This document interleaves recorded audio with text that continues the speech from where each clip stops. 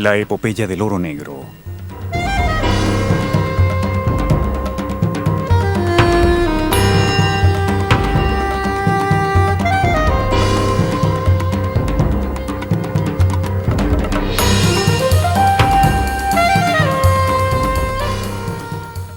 Apenas 100 años después del comienzo de la era del automóvil, los expertos advierten que el hombre ya ha quemado casi la mitad de las reservas mundiales de petróleo que le ha tomado millones de años a la naturaleza en producir.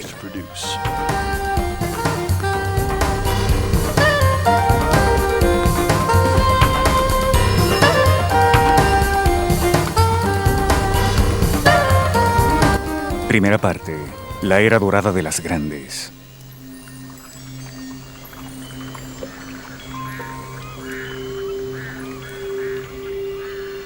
Apenas el petróleo fue descubierto en cantidades grandes, se crearon enormes compañías, principalmente anglo-estadounidenses, llamadas las grandes, para su extracción, refinación, transporte y comercialización.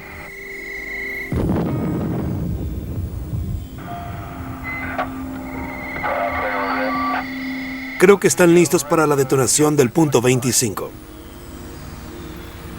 Estas poderosas compañías internacionales que tenían grandes conocimientos dejaron una huella hegemónica en la historia moderna del oro negro.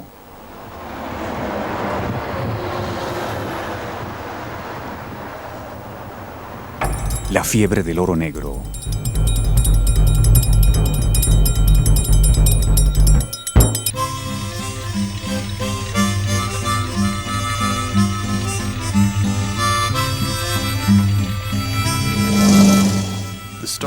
El comienzo de la fiebre del oro negro fue modesto, aunque llegó a ser legendario. Aconteció en Titusville, Pensilvania, en la costa este de Estados Unidos, cerca de un pequeño río donde la presencia de petróleo era tan evidente que fue llamado Arroyo de Petróleo.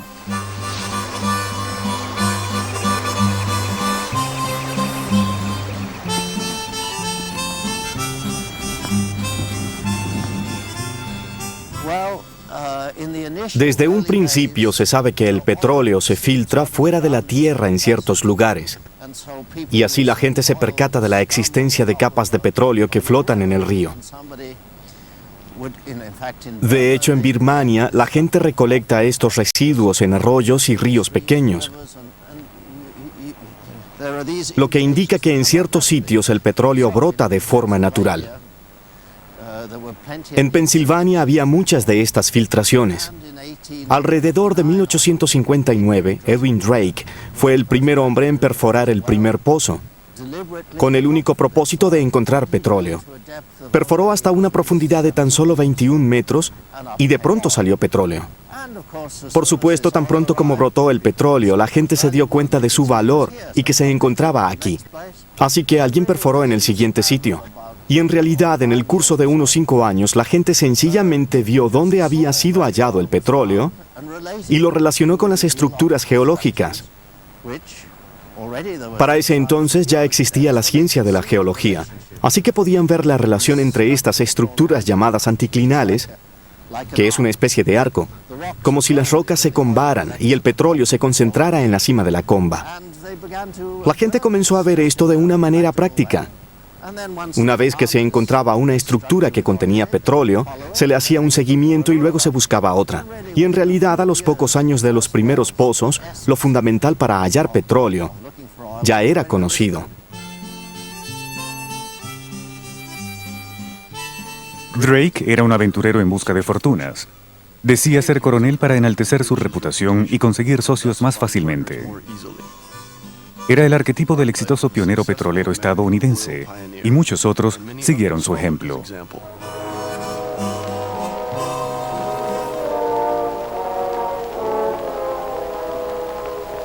¡Petróleo! ¡Petróleo! ¡Petróleo! ¡Petróleo! ¡Petróleo! ¡Petróleo! ¡Petróleo! ¡Petróleo!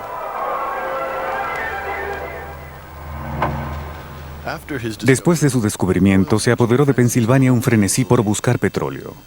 En apenas pocos años, y a pesar de la guerra civil que devastó a los estados del sur entre 1860 y 1865, la fiebre del oro negro se propagó por todo el país hasta California.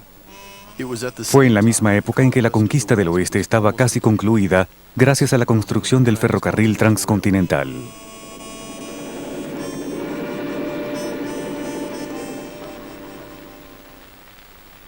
Para 1850, varias décadas antes de la época del automóvil, la necesidad de petróleo aumentó rápidamente debido al desarrollo del transporte ferroviario y la mecanización, que requerían mucho lubricante industrial elaborado hasta entonces con aceite de ballena.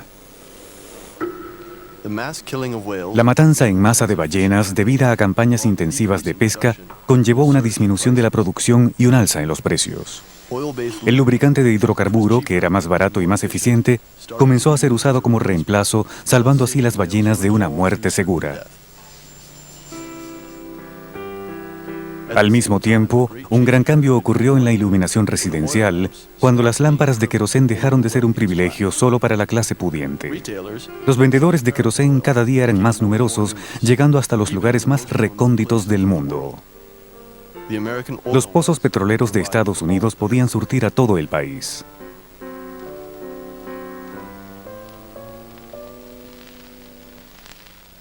En los años siguientes se descubrieron cada vez más yacimientos. En Oklahoma, Luisiana, Ohio y Texas, las torres de perforación estaban en todas partes.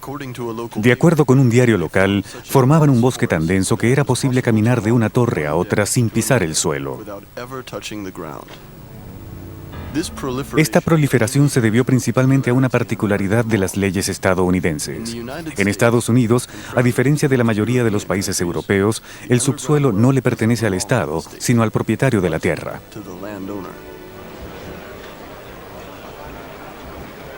Aprovechándose de esta ley, miles de pequeños propietarios se convirtieron en buscadores de petróleo en cualquier terreno que poseyeran.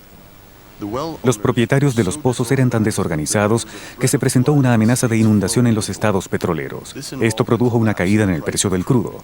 Rápidamente, la situación se tornó anárquica. Los reyes del petróleo.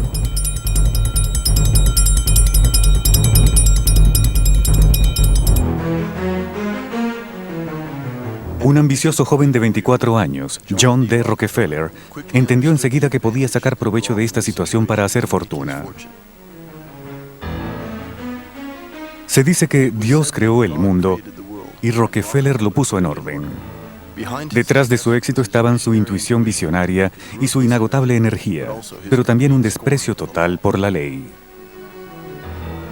Les dijo a los buscadores de petróleo: arriesguen sus dólares para encontrar nuevos campos, y cuando hayan encontrado petróleo, tendrán que pedirme que lo transporte, lo refine y lo comercialice. Así fue como en 1870, a la edad de 31 años, fundó una compañía que habría de ser legendaria: Standard Oil. El destello de inspiración de Rockefeller fue estandarizar la elaboración de productos refinados. Su idea giraba en torno a un mercado estándar, término que incluyó en el nombre del imperio que creó.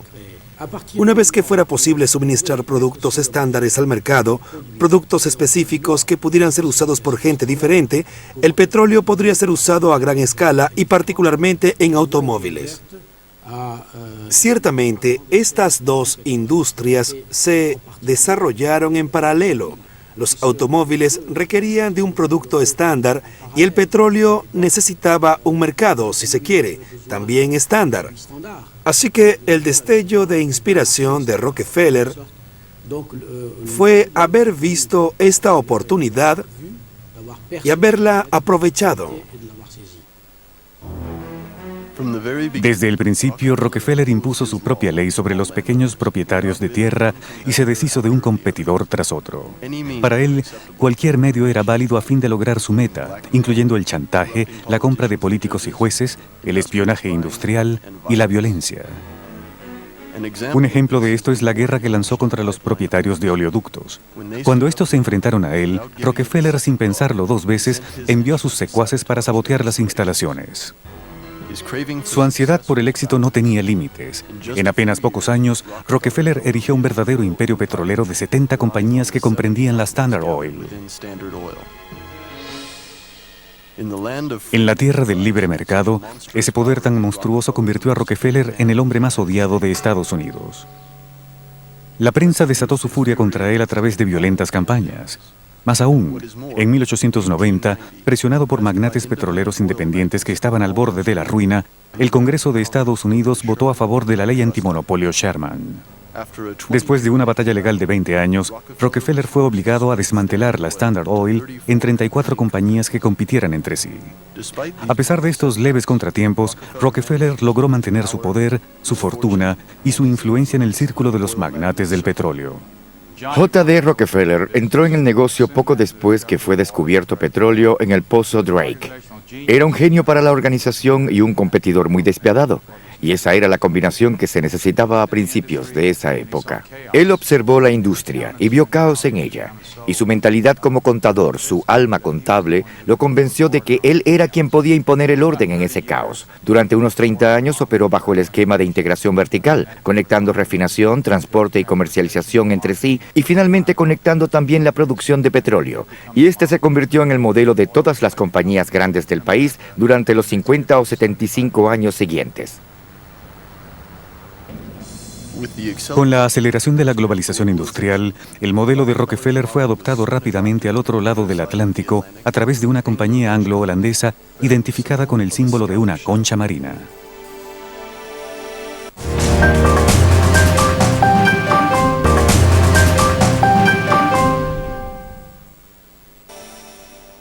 La compañía Royal Dutch Shell nació de la reunión entre dos aventureros, Marcus Samuel y Henry Deterding. El primero poseía una compañía naviera llamada Shell, cuyo negocio, como lo indica su nombre en inglés, era transportar conchas marinas exóticas de lo que ahora es Indonesia hasta Holanda. El otro era el gerente de una empresa pequeña petrolera, Royal Dutch, que explotaba un campo petrolero cerca de Sumatra. Después de competir ferozmente en el mercado, los dos protagonistas decidieron unirse y formar una compañía matriz, la Royal Dutch Shell, en 1909.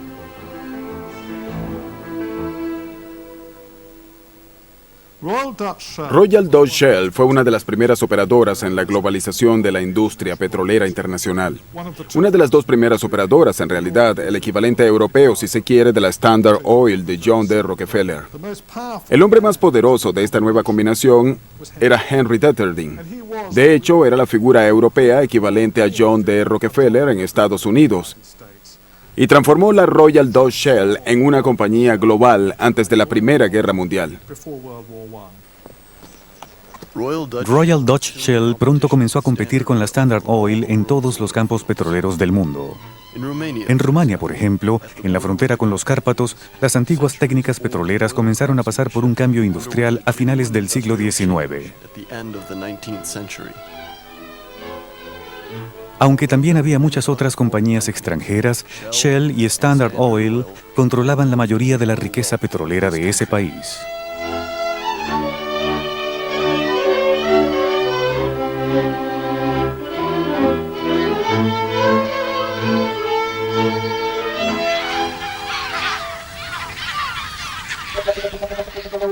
Fue en Azerbaiyán, en la región de Bakú, a orillas del mar Caspio, donde las grandes desataron la batalla más feroz, tan feroz como el número de yacimientos petrolíferos. Uno de ellos, Bibi Eibat, uno de los primeros yacimientos petrolíferos gigantes, comenzó a ser explotado en 1901. 2500 años antes, los fuegos eternos de Bakú, que solían encenderse inesperadamente, marcaron el origen del culto persa de Zaratustra. Desde ese entonces, el petróleo que yace en la superficie siempre ha sido explotado. En 1875, los hermanos Nobel, junto con Rothschild y las compañías filiales de Shell, propiciaron una explotación más racional del petróleo. Incluía la construcción de una línea ferroviaria y un oleoducto desde Bakú hasta el Mar Negro, desde donde se distribuía el querosén que iba a Europa Occidental. De lámparas de querosén a automóviles. Una de las revoluciones más grandes en el transporte de todos los tiempos tomó forma a comienzos del siglo XX, en la época en que el querosén estaba por ser reemplazado por el gas y luego por la electricidad. Esta revolución le daría al combustible de hidrocarburo el papel tan importante que aún conserva hoy. A finales del siglo XIX, la industria había sido una productora de querosén para ser usado en iluminación y calefacción. Al mismo tiempo, en Estados Unidos y en Europa, hubo una búsqueda incesante de algún tipo de automóvil. El motor a vapor, el eléctrico y el de combustión interna de gasolina estaban entre los competidores en la industria automotriz, pero no estaba claro qué tipo de automóvil dominaría en el futuro. Con el descubrimiento de gigantescos yacimientos de petróleo en Spindleton, Texas, y luego en Oklahoma, Luisiana, y en general el suroeste de los Estados Unidos, quedó establecido que el petróleo sería la fuente de energía para la industria automotriz. Una vez que eso quedó claro, Henry Ford y otros programaron la producción de automóviles que usaran gasolina refinada del petróleo. Y después de 1 o 2 décadas, la industria automotriz y el consumo masivo de gasolina se convirtieron en el principal motor del crecimiento de la industria petrolera. La industria automotriz, al igual que la petrolera, se originó en Estados Unidos. Cambió la rutina de una nación de pioneros y la catapultó a la cima de todos los países industrializados. El hombre detrás de esta revolución era un joven granjero de Michigan, amante de la mecánica, Henry Ford. En 1896 fabricó su primer automóvil. Era un vehículo de 4 tiempos con un motor de 4 caballos de fuerza. Rápidamente, Ford se percató del potencial que representaba este nuevo medio de transporte en comparación a lo que eran los autos hasta entonces, un objeto de lujo para clientes adinerados. Henry Ford mantenía su sueño de un automóvil barato y popular, a pesar de los altos costos de producción, y encontró una solución a su problema al aplicar los métodos de Charles Taylor en su fábrica de Detroit. Charles Taylor era un economista e ingeniero que inventó una teoría sobre la organización científica del trabajo industrial. Finalmente, Ford tenía los medios para realizar sus ambiciones gracias a las líneas de producción y a la división del trabajo que convirtieron a los trabajadores en máquinas humanas muy eficientes. En 1908 inició la producción en línea de un automóvil revolucionario que él había ideado un año atrás, el famoso Modelo T, un robusto y barato auto rústico que denominó Jeep mucho antes de que el término se popularizara. En 15 años se vendieron 15 millones de modelos T en todo el mundo. Se convirtió en el símbolo de la civilización automotriz y logró que el combustible de hidrocarburo fuera un éxito.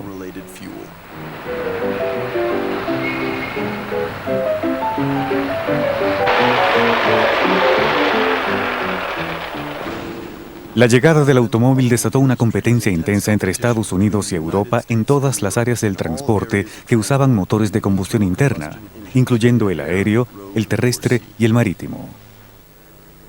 Los aviones definitivamente ganaron la batalla contra los objetos voladores menos pesados que el aire, que eran versiones modernas de los antiguos globos aerostáticos. La supremacía del carbón recibió su primer golpe cuando los motores diésel, alimentados con petróleo, comenzaron a ser usados por la Armada.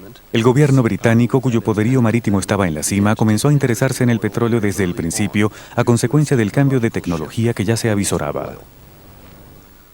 El petróleo se hizo importante para el gobierno británico desde comienzos del siglo XX, principalmente porque para la Armada Real el petróleo era un combustible muy superior al carbón. E Inglaterra en aquel momento se disputaba la supremacía naval con la Alemania imperial. Esa fue la razón principal del gobierno británico para apreciar el valor estratégico de tener suministros de petróleo.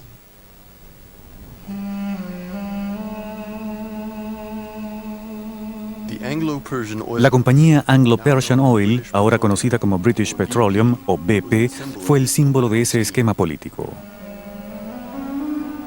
La creación de esta compañía en 1901 fue digna de una historia de aventuras. A finales del siglo XIX, Jacques de Morgan, un arqueólogo francés que estaba realizando excavaciones en Persia, encontró indicios de una zona petrolífera que bordeaba Irak. William Knox Darcy, un inglés adinerado que poseía minas de oro en Australia, se interesó en el descubrimiento. Después que un arqueólogo estudió el terreno, Darcy logró obtener concesiones de minería del Shah de Persia a través de su gran visir a cambio de un pequeño paquete de monedas de oro.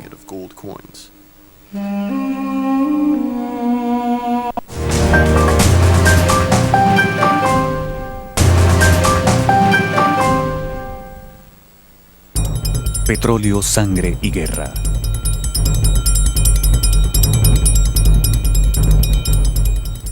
Pocos años después, el gobierno británico tomó la mayoría de las acciones de la Anglo-Persian bajo la iniciativa del joven ministro de la Armada de ese entonces, Winston Churchill, quien estaba convencido de la importancia estratégica que tendría el petróleo en caso de conflictos futuros.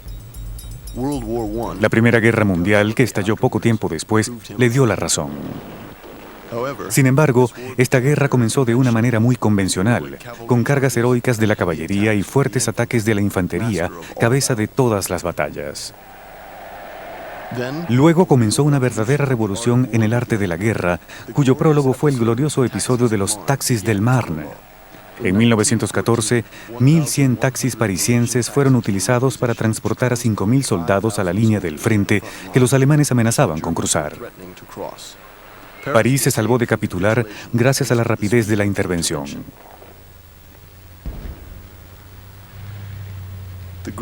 El cambio grande ocurrió a los 2 años, después de la terrible batalla de Verdún, cuando todos los jefes del Estado Mayor adoptaron el concepto de la guerra industrial. Estaba basado en el uso masivo de tropas motorizadas, tanques, camiones para el transporte de soldados, artillería autopropulsada, aviones y submarinos que le dieron al ejército un poder de movilización y destrucción sin precedentes. De allí en adelante, la tenencia de petróleo se convirtió en una necesidad esencial para los países en guerra. Los franceses, que dependían totalmente de sus aliados británicos para el suministro de petróleo, no estaban preparados para este tipo de revolución. Sus reservas se estaban agotando. En 1917, Georges Clemenceau, el jefe de Estado, se vio obligado a solicitar ayuda a sus aliados estadounidenses. Le envió un telegrama a Woodrow Wilson, presidente de Estados Unidos, que terminaba con esta aún famosa frase: si los aliados no quieren perder la guerra, cuando llegue el momento del supremo golpe alemán, Francia solo podrá combatir con petróleo, que es tan necesario como la sangre para la victoria. Su exigencia fue cumplida. 3 semanas después, recibió más de 40.000 toneladas de combustible que tuvieron un papel muy importante en la victoria de los aliados, ocurrida un año más tarde, mediante el armisticio del 11 de noviembre de 1918. Este episodio estaba lleno de lecciones. Por un lado, en 1918 existía un monopolio del Estado sobre la importación de petróleo. Aunque nuestro país tradicionalmente es liberal, el Estado aumentó su poder más y más durante la guerra. Por otro lado, Clemenceau, Henri Béranger y Louis Pinot, preocupados por este asunto del petróleo, pensaron que había que encontrarle una solución para después de la guerra. De manera que la Primera Guerra Mundial hizo que Francia se percatara de su debilidad, ya que el petróleo era absolutamente vital, sobre todo en tiempos de guerra. El cartel de las 7 hermanas.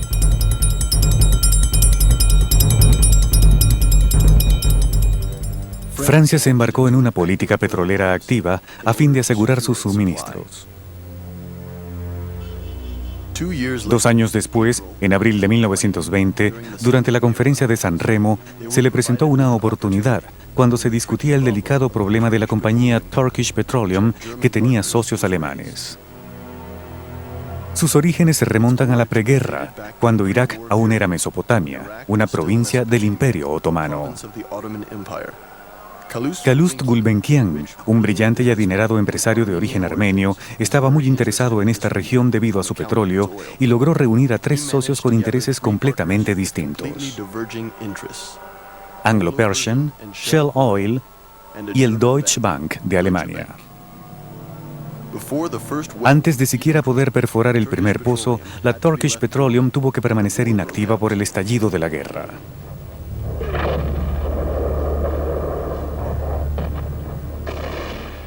Todo cambió después de la victoria. Los aliados dividieron el Imperio Otomano, que era partidario de los alemanes. Los franceses y los ingleses compartieron el resto del moribundo imperio. Los franceses recibieron los mandatos de Siria y Líbano y los ingleses los de Palestina e Irak. Luego se discutió el destino de la compañía Turkish Petroleum. De hecho, los ingleses se apoderaron de ella a fin de poder ser los únicos en explotar las riquezas petrolíferas iraquíes. Pero no habían tomado en cuenta a los frustrados petroleros franceses. Después de unas negociaciones muy agitadas, Francia obtuvo la parte alemana de la compañía Turkish Petroleum, que representaba 25% como compensación por daños de guerra. Esta victoria llevó a la creación de la Compañía Francesa de Petróleo, CFP, predecesora de Total. Los estadounidenses también querían que sus aliados les dieran su parte del pastel iraquí y la obtuvieron. Luego se formó un consorcio controlado por los ingleses, la compañía Iraq Petroleum, que agrupaba a Shell, Anglo-Persian, CFP y Nedec, empresa estadounidense. Cada una recibió 23,75% de las acciones. Como intermediario, Gulbenkian recibió 5%, que le mereció el sobrenombre de Señor 5% y lo convirtió en uno de los hombres más ricos de su época. Una vez firmado el acuerdo, se comenzaron los trabajos de exploración. ¿Se convertiría en realidad el viejo sueño de Gulbenkian? Después de muchas expediciones geológicas fallidas, la investigación se concentró alrededor de Kirkuk. Allí, el 14 de octubre de 1927, a las 3 de la mañana, un tremendo retumbo sacudió el desierto. Un chorro incontenible de petróleo salía del pozo número 1 en Baba Gurgur. Era tan potente que se necesitaron 700 hombres para represar la marea de crudo que amenazaba a Kirkuk. La compañía Iraq Petroleum ahora estaba activa. Los gerentes de esta compañía multinacional, eufóricos por el descubrimiento del primer yacimiento gigante en el Medio Oriente, decidieron que debían trabajar manteniendo buenas relaciones con todos los países de la región. Pero aún tenían que determinar las fronteras, que no estaban claras en aquel momento. Se dice que Gulbenkian trazó una línea con un lápiz rojo. Es la famosa línea roja que demarcaba las fronteras del antiguo Imperio Otomano. Comprendía todo el Medio Oriente excepto Kuwait e Irán. Incluía toda la península arábiga, donde se hallaba casi todo el petróleo y donde los yacimientos petrolíferos más grandes del mundo aún estaban por ser descubiertos, especialmente en Arabia Saudita.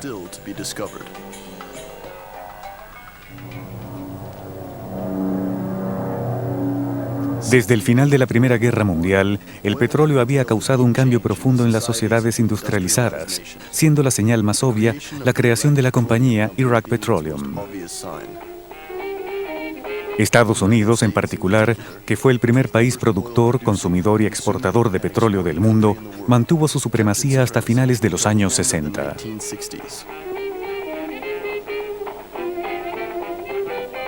La industria automotriz estaba boyante gracias a la tremenda expansión de la industria petrolera, que surtía combustible barato y aparentemente inagotable en todas partes del país.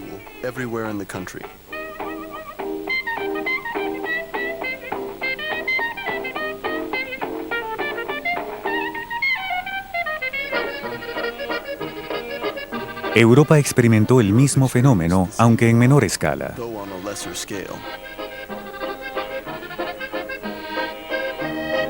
La necesidad de petróleo se hacía más y más apremiante y desató una feroz competencia entre las grandes y otras compañías independientes en cada lado del Atlántico, mientras cada una quería conquistar nuevos yacimientos petrolíferos en los lugares más recónditos del planeta.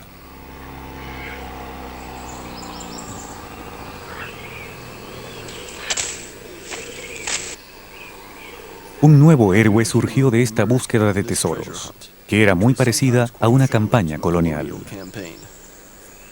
Erudito y aventurero, el geólogo petrolero que tuvo su hora de gloria en aquel momento, se convirtió en este héroe moderno. Bueno, un geólogo petrolero es, por supuesto, un científico en cierta forma. Pero no es precisamente el mismo tipo de científico que uno encuentra en un laboratorio, porque es más como una combinación entre un médico y un detective. Tiene ciertas informaciones, ciertos conocimientos, pero tiene que imaginar qué pasa en el medio. No puede ver en el interior de la Tierra, no puede saber lo que pasa en el período Jurásico, así que necesita algo de imaginación. Pero por otro lado, no puede dejar volar la imaginación. Tiene que aplicar una lógica rigurosa en el análisis.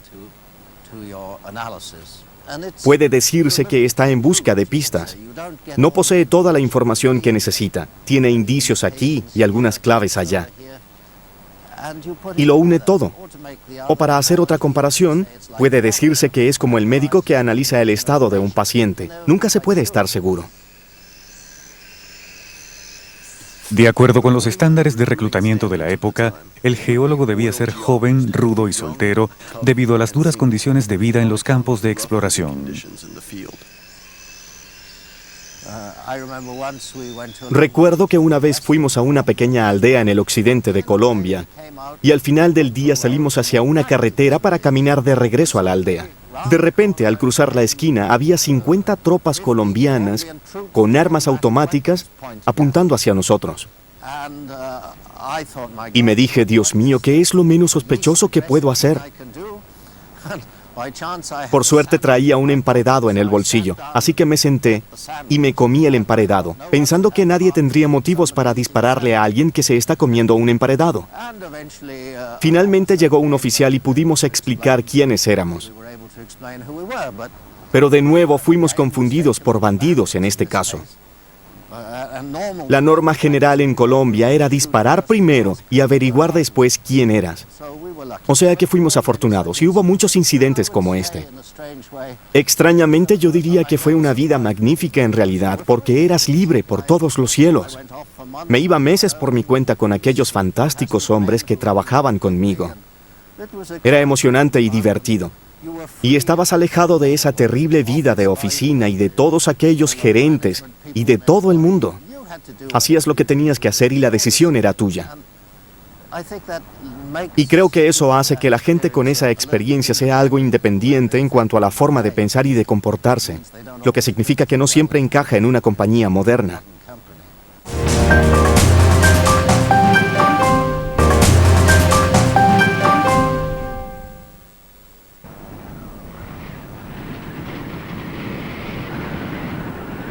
Durante las primeras décadas del siglo XX, los geólogos petroleros y sus equipos hicieron grandes descubrimientos en los países del sur.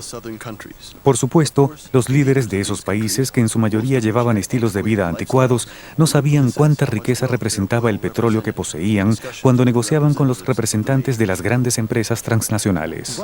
En el Medio Oriente y en otras regiones productoras de petróleo en general, lo que llamaban concesiones eran acuerdos con la firma o la huella dactilar del jeque o el emir de turno. Ellos permitían que las compañías extranjeras se encargaran de todo.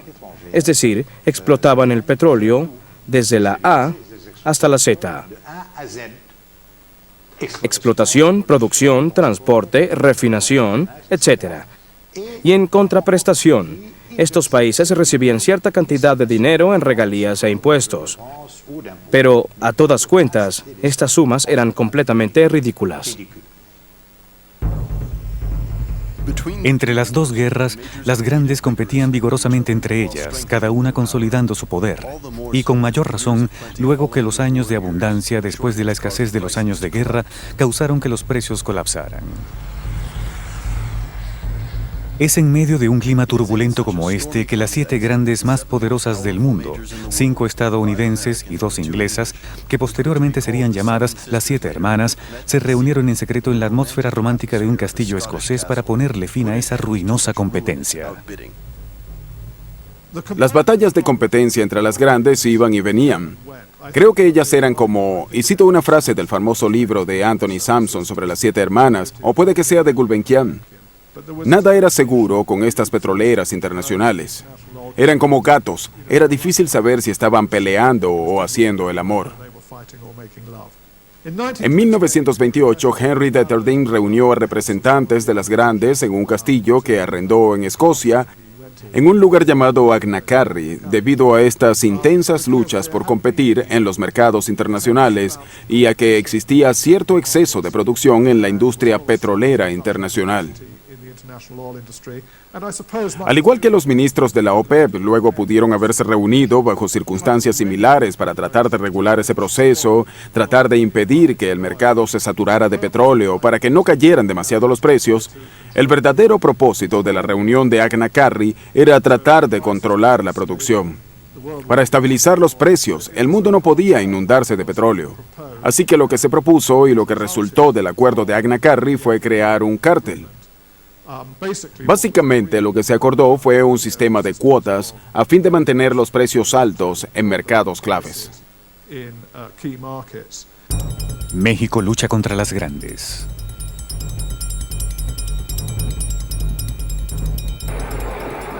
Durante las décadas siguientes, los países del sur intentaron librarse más o menos exitosamente del control de las 7 hermanas. El primero en intentarlo fue México. Este país estaba bajo fuerte influencia estadounidense, pero tenía una larga tradición revolucionaria.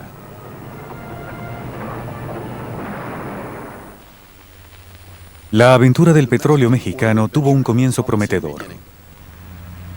A principios del siglo XX, México, donde los indicios de petróleo eran abundantes, atrajo a muchos buscadores y especuladores, principalmente ingleses y estadounidenses. Es más, el gobierno más moderno de la época quería desarrollar los recursos económicos de su país de igual forma que su vecino del norte. Como estímulo, les ofreció a las compañías petroleras ventajas especiales, como la supresión del impuesto de exportación y la exención parcial del impuesto sobre el capital invertido. Al principio, esta política de puertas abiertas permitió que la producción de petróleo se desarrollara a pasos agigantados, aumentada con el descubrimiento de innumerables yacimientos. Las grandes, que se comportaban como si fueran dueñas del país, tuvieron sus años dorados. La Revolución Mexicana entre 1913 y 1917 cambió drásticamente la relación entre el gobierno y las compañías petroleras que vieron sus privilegios amenazados.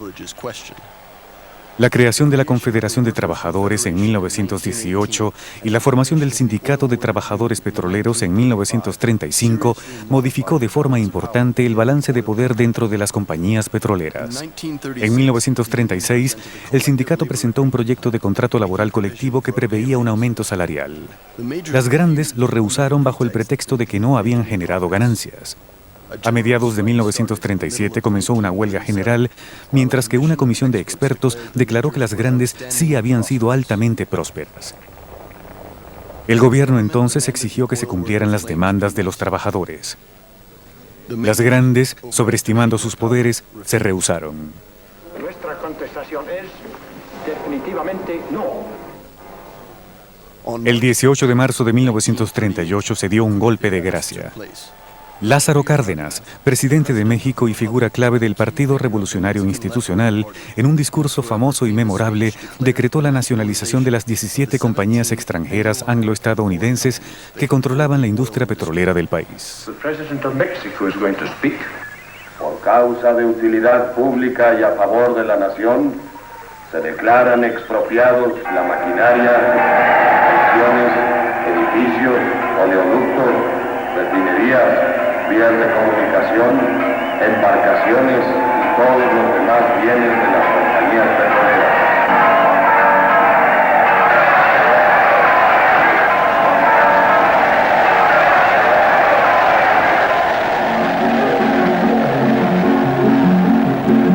Se fueron ya muy lejos los grandes poderosos y a nuestra linda tierra vinieron a explotar. En un gigantesco gesto de solidaridad, el país entero se movilizó para ayudar a los trabajadores petroleros llevados a la pobreza extrema por la huelga.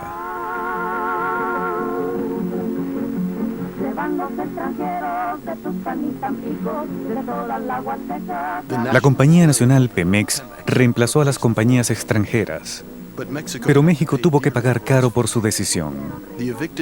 Las transnacionales afectadas tomaron retaliaciones, retiraron sus equipos técnicos e impusieron un boicot a la exportación del crudo mexicano. Al mismo tiempo se volcaron hacia Venezuela, que era más complaciente en ese momento. La producción mexicana colapsó y le tomó al país azteca 10 años para recuperar la prosperidad que había perdido. Un océano de petróleo.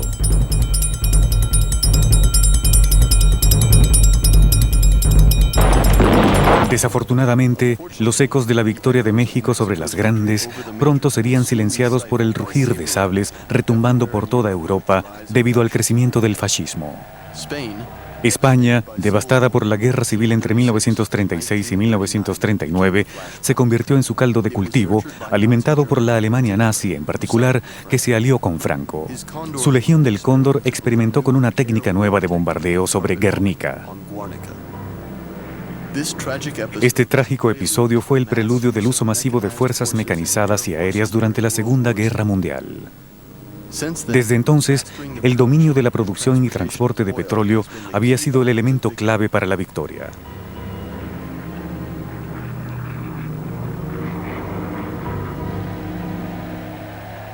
A pesar de su impresionante despliegue de poderío militar, Alemania siempre estaba en necesidad de petróleo. A mi parecer, creo que es correcto el argumento de que la ventaja decisiva de los aliados en la Segunda Guerra Mundial fue el acceso que tuvieron a grandes cantidades de combustible de aviación de alto octanaje. Los alemanes en Europa no tenían tal combustible. De hecho, a mediados de la Segunda Guerra Mundial estaban usando combustibles sintéticos, hechos con mano de obra esclavizada, mientras que Estados Unidos en ese momento tenía una cantidad ilimitada de petróleo y capacidad de refinación para convertir el crudo en combustible de aviación de alta eficiencia. Esto resultó vital en los cielos de Europa durante la Segunda Guerra Mundial. La necesidad de Alemania de suministros de petróleo fue una de las razones secretas de firmar el Pacto Germano-Soviético en septiembre de 1939. Una de las cláusulas preveía el suministro de grandes cantidades de petróleo por parte de la Unión Soviética a la Alemania nazi.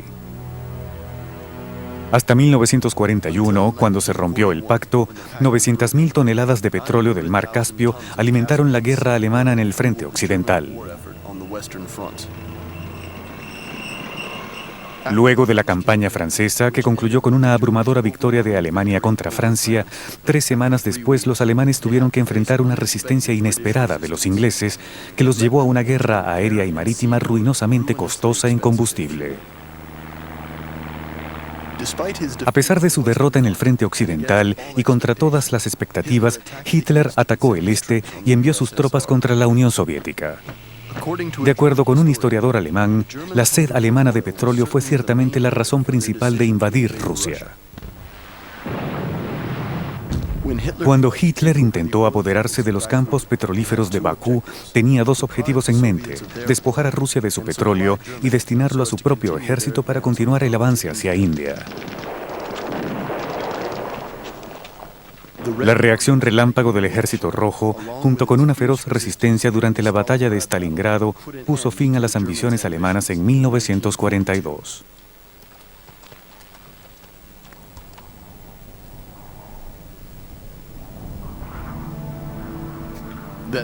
Ese mismo año, la ofensiva de Rommel en Egipto se detuvo repentinamente debido a la falta de combustible.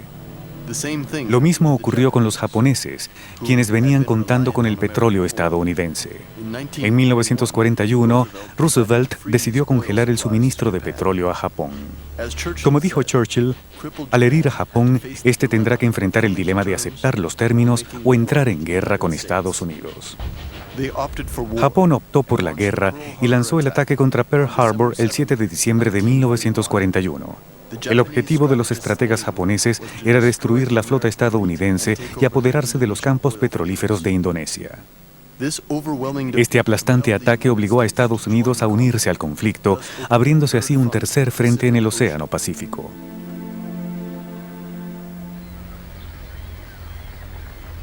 Los estadounidenses dedicaron su poderosa economía a la industria de la guerra. El petróleo fluía libremente. Grandes cantidades de barcos petroleros, buques de guerra y aviones iban y venían cruzando el Atlántico desde Estados Unidos hacia Inglaterra.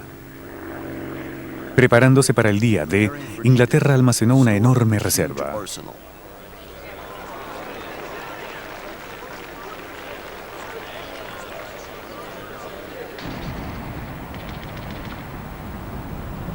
Cuando los aliados desembarcaron en Normandía en junio de 1944, la guerra industrial, iniciada en 1917, alcanzó su cima. Como nunca antes, la sangre y el petróleo inundaron las costas de Normandía.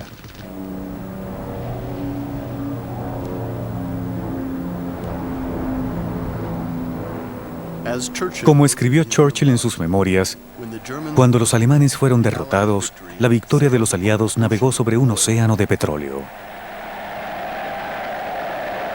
El fin de la Segunda Guerra Mundial marcó un momento crucial en la historia del petróleo que desde entonces se ha embarcado en una desenfrenada y malsana carrera. Terminada la guerra, hubo un esfuerzo extraordinario para reconstruir el país. Este esfuerzo consumía energía, pero fue seguido de una aceleración del crecimiento económico, y este crecimiento económico significó una vez más un aumento en el consumo de energía, particularmente de petróleo. El petróleo se convirtió en la fuente más importante de energía durante el período de posguerra, desplazando el carbón a un segundo plano. En aquel tiempo, la gente creyó que esa fuente de energía se consumiría tan rápidamente que nunca habría suficientes reservas para cumplir con la demanda. A partir de 1945, la recuperación económica de Europa y de Japón fue espectacular, a pesar de hallarse en un escenario de ruina y pobreza. Pero la importante ayuda de Estados Unidos a través del Plan Marshall, así como la voluntad de los gobiernos y los pueblos de olvidar los horrores de la guerra, hicieron realidad el milagro. En Francia este período fue apodado los Años Gloriosos. A pesar de la Guerra Fría, que amenazaba la paz en el mundo, el viejo continente europeo se convirtió en una sociedad de pleno empleo y consumo. Siguió el ejemplo de su amigo norteamericano, que impuso sus modelos y mitos en todo el planeta. Autos rústicos, jeans, jazz, el maní salado de las raciones diarias de los soldados, modelos bronceadas para la publicidad de lociones y bronceadores solares y películas a color alejaban la tristeza y los temores de los años de ocupación. Los europeos también descubrieron las maravillas de los productos derivados del petróleo cuando los objetos plásticos invadieron los hogares de todo el mundo. El material sintético también fue otro milagro de la industria petroquímica que tuvo un éxito tremendo. Una vez que retornó la paz, ingeniosos diseñadores, frustrados por 4 años de escasez, transformaron los paracaídas del ejército estadounidense en blusas y trajes de verano, y el nylon se convirtió en el símbolo del modernismo.